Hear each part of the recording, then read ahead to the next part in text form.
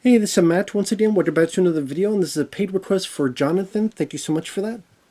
For those interested in requesting any type of videos, movie reviews, re-reviews, random thoughts, streams, commentaries, tier lists, rankings, whatever the case may be, feel free to send it either directly to my PayPal. Do have a CashApp as well. Could be pretty much any type of video, like a review of a movie, topic, tier list, live stream, video game, playthrough, review, whatever the case. Tier list. I'll get to as soon as I possibly can. For those who sent them, thank you. I truly do appreciate your patience and your kindness, so thank you. Now, this is for Shallow Hal. Now, I will be honest. Shallow Hal is one of those movies that I've saw a couple times and was not really big on. I will say, watching it again, I don't mind it. But there's a caveat to it. Do I think this is a good comedy? I don't. Only because I don't really find a lot funny in the movie. But since I knew that going in, that's how I felt before, I looked at this in a different perspective. As a romantic, I won't call it drama, but romantic, sweet, heart-filled, that direction of the movie. And when I looked at it from that direction, it made me like the film more. I wouldn't say I love the film. It's not my favorite Farrelly Brothers film. I would put Dumb and Dumber above it. I would put Teen Pin above it. Be Myself and Irene above it. But I would much rather watch this than Stuck on You, that terrible Three Stooges movie, Dumb and Dumber 2, which I think is the worst film they did. I may put this above There's Something About Mary, maybe. I forgot the other movies they did, the Farrelly Brothers, but like Dumb and Dumber is my favorite, but again, Osmosis Jones, I would definitely put this above Osmosis Jones because I'm not a fan of that one. But like, as a comedy, I didn't find much funny. As a movie, I think the performances are really good. As in Jack Black and Gwyneth Paltrow, I think have really solid chemistry with each other. I think they work very well together. They seem like a very sweet couple. It's not just a litany. I mean, there are fat jokes, but at the same time, its message is not to fat shame. It's to showcase the inner beauty, which I know they hammer that home a bit, maybe more so than people want, but it's a valid message. And it does have its heart on its sleeve, which is commendable. And this film was a bit of a hit. It cost $40 million and made about $70 million in the U.S. alone. I know Jack Black mentions a lot of people have talked to him about it. He did one of those things where they asked you about your earlier roles, and he talked about it on that. Jack Black works for this company ever since he was a kid, and his father died. He kind of took to heart that he should only settle for the best. So the most exquisite women, and be very judgmental on looks. Watch it again, I noticed a few things. Number one, the very beginning of the movie, they show Jack Black's character as a kid. His father is dying. But before that, there's a doctor. And I'm like, why does Doctor look so familiar? It's Daniel Green. If you don't know who that is, if you've seen Elvira, Mistress of the Dark, her love interest, Bob, that's this guy. That's Bob from Elvira, Mistress of the Dark. I mean, I recognize that shitty acting anywhere. Because he was shitty in that movie. And I like Elvira, and I like that movie. But he was a shitty actor in that movie. He was a shitty actor in this movie. But at least he was just playing a doctor. And then Bruce Baddiel, who was John Claude Van Damme's boss in Time Cop. He's been in a lot of other stuff. He plays the dying dad who's like a reverend. And he had a funny line or two, I will admit. Don't be satisfied with routine poontang. Thought that was a funny way to say it. Don't be satisfied with routine poontang. I'm going to have to steal that line. So he sees his dad die. That obviously traumatized him. He took that message a bit too much to heart. So when he's older, he hangs out with his buddy, Jason Alexander from, of course, Seinfeld. And anytime the two of them go out, they like to pick up women. And they only try to get women pretty much they're out of their league. And if someone has, like Jason Alexander, he's very picky. He has a girlfriend who seems very nice, but just because one toe is bigger than the other, he wants to dump her. So they're very, very self-centered. They're very shallow, hence the title. They're very shallow. Jack Black is even trying to go out with this person, and then she's like, well, we've only been on one date, and no, I don't really want to go out with you, and he can't take the hint. So then one day, Jack Black gets stuck in this elevator with, what was his name? Tony Robbins. Which he actually is in real life a self-motivational speaker. So he's playing a version of himself. And he kind of sees the problem and issues with Jack Black's character while they're stuck in this elevator. And he says, let me help you out. Because you judge too much on the outside. You should see how they are on the inside. And I wouldn't say hypnotizes him, but in a way it does. So when he comes out of the situation, all he sees is the inner beauty. So it seems like these hot women are coming up to him, and he's flabbergasted while Jason Alexander sees, well, this person's a bit overweight, or this person. And to be honest, some of the women deemed ugly, I'm like, they don't look that bad. But Jason Alexander's character is very shallow, so of course he would think that way. Now, granted, they do this thing where, for the most part, if a person is ugly or overweight, automatically they have the inner perfect beauty. But then if they are a beautiful lady, well, they don't always do that. Because there's the girl who Jack Black liked before, she doesn't change. So I guess her inner and outer beauty are the same. Which, how convenient. Nobody he met before, he sees the change. And also, I guess it only works for... Oh, well... I wonder, does it work? No, it does work for men. Well, I guess Jason Alexander, he doesn't change. But he'll see men, too, that...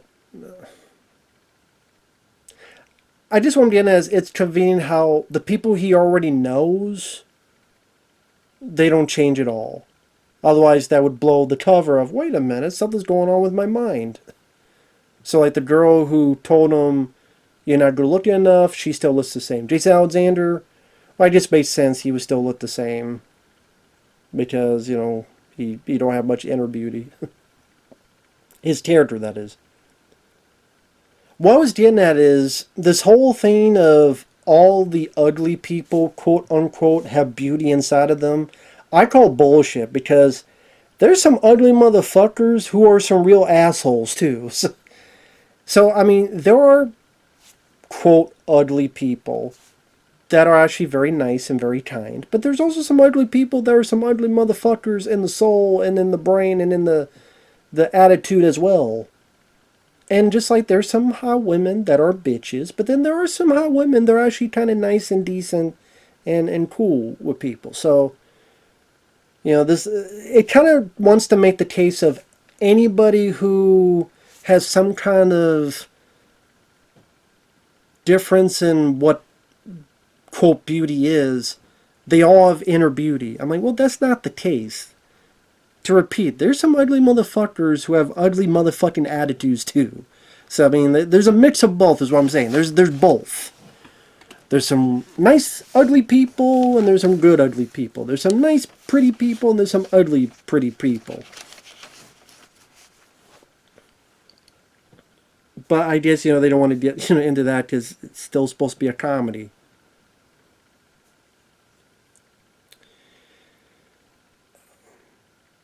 But yeah, Jack Black starts meeting some people, and they seem rather nice. And then ultimately, he meets Gwyneth Paltrow's character. And again, that to me is the strength of the movie. That's when the movie really works with the two of them together. Because she's a bit unsure. At times she thinks, because in real life her character's fairly overweight.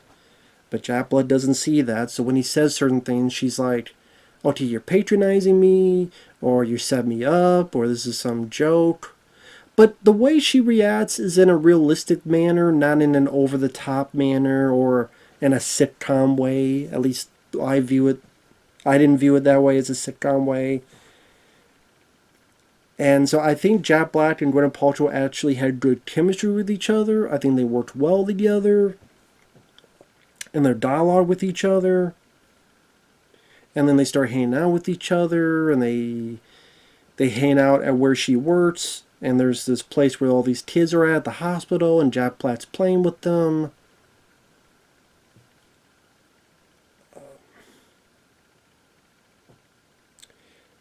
Like I said, they meet, and they really work exquisite on their chemistry. I guess that's what I'm really hammering on.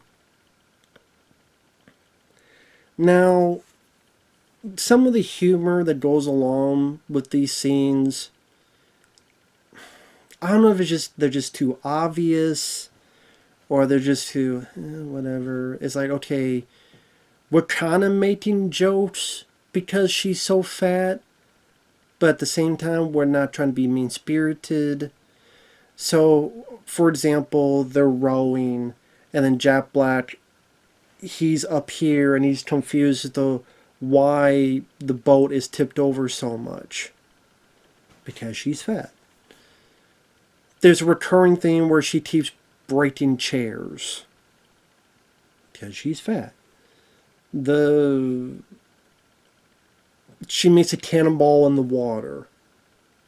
As such a big cartoonish splash that the kid flies up and lands in the tree. Of course, no, that would never happen in real life. These films are not meant to be realistic. Just like Dumb and Dumber's not realistic. Just like Teen Pin's not realistic. They're just meant to be, over the top.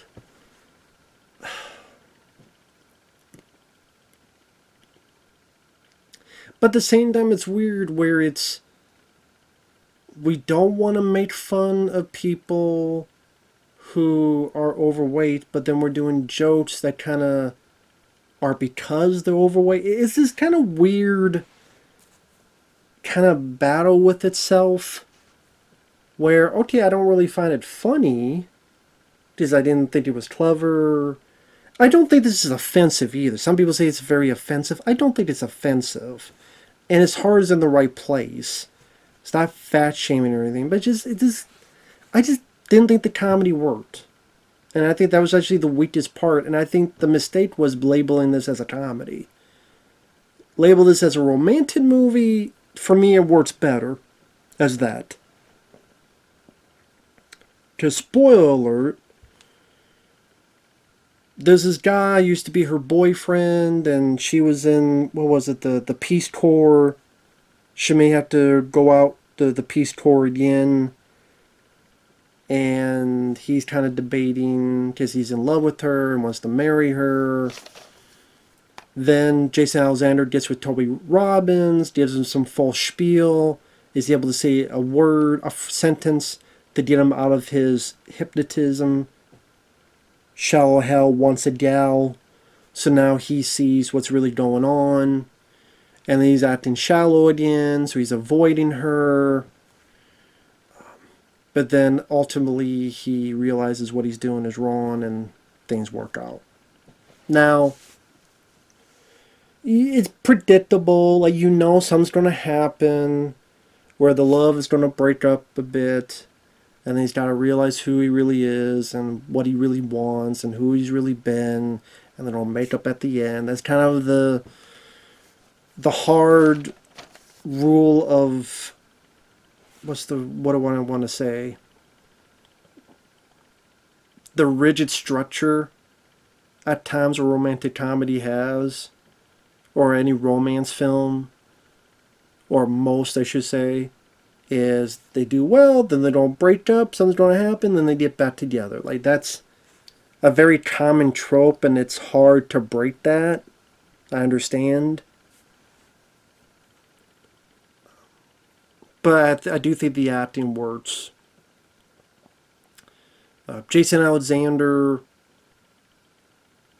I think they could have done more with him changing his tune of an attitude, because he was very gung-ho to say this to Hal and get him on his side.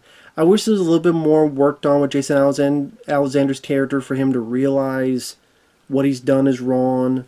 So when he finally confronts Hal and says, listen, you were right what you said about me. I don't know, maybe like another scene or two. I don't know how to specifically word that. But you find out that Jason Alexander's character has a deformity because of his spine or something. He has something that looks like a puppy dog tail.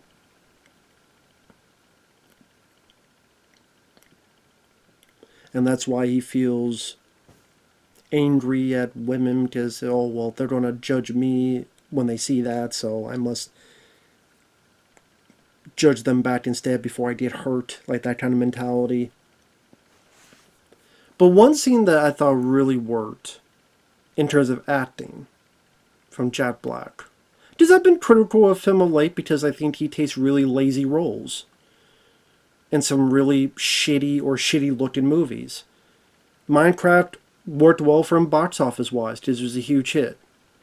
And stars need hits because if one film's a huge hit, then they'll get him a couple other movie roles thinking it'll follow them, when really it was the IP, not really because of the actor. But like Anaconda, I haven't seen that. That looks like shit. The Jumanji sequels I thought were terrible. Minecraft I thought was a god-awful movie. He was the voice of, what was that fucking video game movie? I always forget. Borderlands. That was terrible. Dog shit. That you kind of forget, oh yeah, he can be a good actor. Because when he goes to see the kids again and realizes it's a burn ward, this is a little girl that he was being playful and not caring. Now he sees that she's heavily burned. He's like, how come you haven't been around here? And you just see the look on Jack Black's face, and you hear the serious tone in his face, and oh hey beautiful, you know that all that's said on his face, his reaction, hugging her, like, it's very sweet. Some may say it's sappy. I didn't find it sappy. I thought it was, his acting was subtle enough that it worked for the story being told on his face about how he feels, and I think that was definitely something that helped him bypass his shallowness, seeing the kids like that.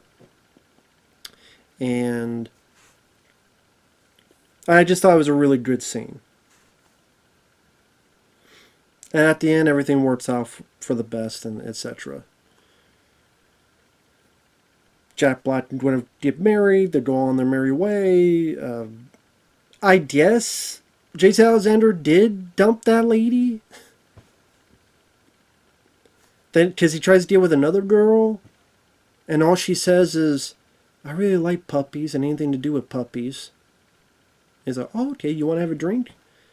I'm like, hey, Jason Alexander, liking puppies doesn't mean she's going to be okay with a guy with a puppy tail. Okay? A guy may like a snake, but if they go with a lady and find a trouser snake in her drawers, they may not like that. You know? I'm just saying, there's a bit of a difference. There's a bit of a difference. I mean, I like this mellow yellow, but if I went down a lady and she tasted like,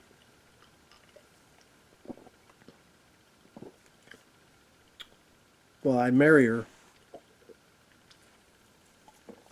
Never mind. I'd marry her. Anyway. But yeah, Shallow Hal. I probably felt this way before, but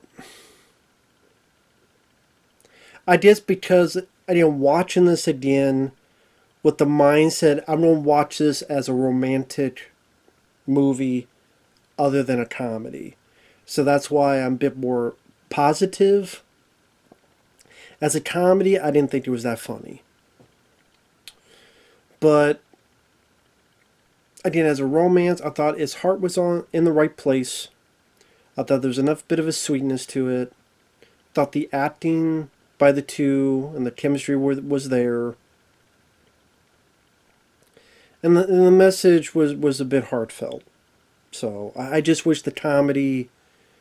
Maybe if the comedy was more against Jack Black than her... Like, if the comedy is more Jack Black, whether it be slapstick or other stuff, like maybe that could result in some chuckles.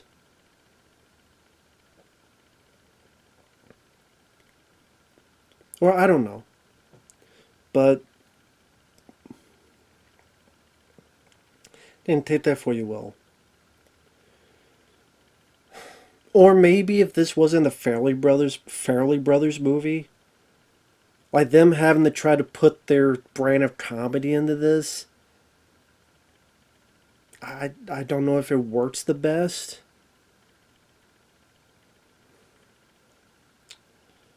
But that's the other type of movie I didn't mind it. So, take that for you will. So with that said, thanks for watching. Take care. Like I said, Jack Black did, I thought, a pretty good job. Gwyneth Paltrow, I thought, did a good job. Like, there's this one moment where, in their first date, as she leaves, she turns and goes, even if I don't hear from you, I appreciate the time we had. And the way she said it, and that type of line reading and dialogue, felt genuine, as in, okay, this character's been here before, and she doesn't really have a lot of self-esteem, and by this point, this character's been beaten down in romance, so she had a good time, but in her mind, she's being realistic that this isn't going to amount to anything, but hey, thanks for the good time. So that, I thought, was nicely handled. And it didn't feel preachy. So, may not have been that funny, but I thought it was kind of sweet of a movie. So, thanks for watching. Take care. And we will see you in the next video. Bye-bye for now.